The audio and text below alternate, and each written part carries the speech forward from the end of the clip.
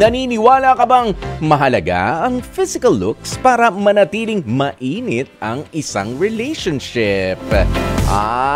Eto na nga po ang inyong mga kasagutan. Sabi ni Sergio Gonzalez, Kuya Poy, kung ang pinag-uusapan dito ay relasyon bilang mag-boyfriend o mag-girlfriend o yung husband and wife, pa nga ba?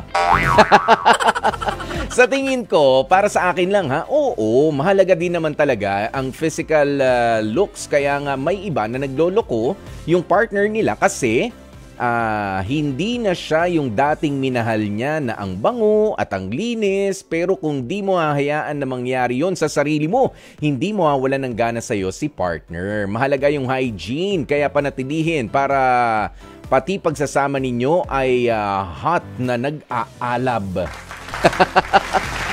Actually, yung iba, totoo ito. Di ba, medyo parang ayaw natin seryosohin yung ibang sinabi ni Sergio, pero seryoso po.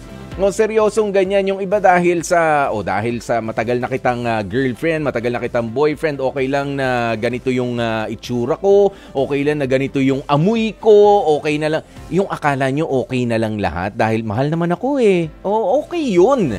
Pero kapag ka naman may pagkakataon ng dami-daming oras maghapon, ligo lang naman na hindi naman pagkatagal-tagal. O kaya pag-aayos ng buhok, diba? Hindi naman puro yung komportable na lamang. Yung ating dahil komportable. Lalo ngayon, mainit.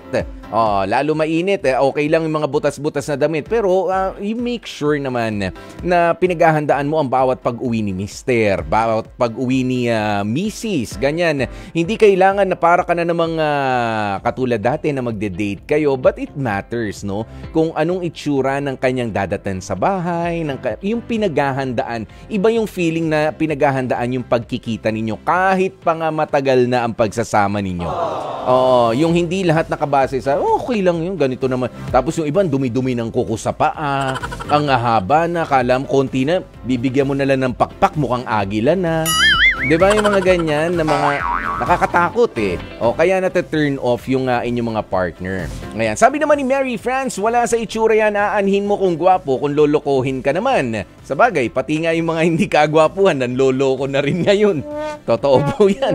Huwag na nga lang magjowa, sabi ni Mary France. Sabi naman ni Rosalina Dalangin, naniniwala ka ba? Mahalaga ba ang physical looks para manatiling mainit ang relasyon? Sabi niya, hindi po. Hindi. Ayan, sabi naman ni Alma Aranilio, hindi naman mahalaga. Kung init lang ang issue, mas effective kung tanghaling tapat. I-turn off mo ang electric fan o aircon. Naku, sobrang mag-iinit kayo niyan. Tataas pa ang blood pressure nyo. Mahihilo pa kayo at mapapahiga. At saka nyo marirealize, anong nangyari? Ba't nasa sahig ako? Ibang init naman niya, Alma naman eh. Yan, si Janice Dagami, sabi niya, hindi mahalaga para sa akin ang physical looks ng isang tao kasi kung mahal mo, matatanggap mo kahit ang pinakamaliliit na maipipintas ng iba sa'yo. Kadalasan kasi ginagamit ang physical looks para mang-api o manglait ng kapwa-tao. Ayan, parang Janice, di ko naman makita naman na yung hindi. Siguro yung iba, no? Dahil sa maganda sila, depende yan sa ugali ng tao. But we're just talking about your partner.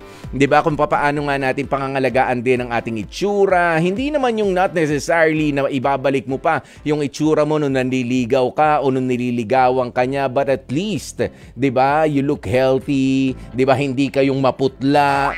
Kasi lalo na kung maayos naman, alam nyo, ang sinasabi ko rito, hindi mo naman kailangan magpa-facial dahil yung iba ay limited lang naman din yung budget. 'Di ba? At kung hindi pasok sa budget, pwede naman maghilamos. Di ba, pwede naman na maging maayos lang yung hygiene na pinag-usapan nga kanina, no? Iyan, pwede naman yun eh. Di ba, hindi na basta malinis ka, yung kuko nyo, sa kamay, sa paa, kahit pa nga matagal na kayo magkasama, panatilihing malinis, di ba? At impressive para sa inyong mga partner. Mapababae yan o mapalalaki, regardless din kung ano ang trabaho ninyo. Kahit pa nga kayo ay mekaniko, ganyan, yung si Kuya Rico Pascua nga na mekaniko ko. Kapag hindi naman kami nagkakalikot ng sasakyan, malinis ang mga kuko. 'Di ba? Talagang pwede kaming kumain sa restaurant. Kapag nagtatrabaho, makikita mo, madudumihan 'yun, natural. Pero kapag hindi, malinis. Ganoon dapat. Hindi yung sasabihin, ganito trabaho, ganyan, okay lang madumi. Of course not. 'Di ba? Paghandaan nyo ang bawat pag-uwi sa inyong mga partner. Mas maganda 'yon para manatili ngang mainit ang inyong pagsasama at hindi tumingin sa mas malilinis at mas makikinis na iba.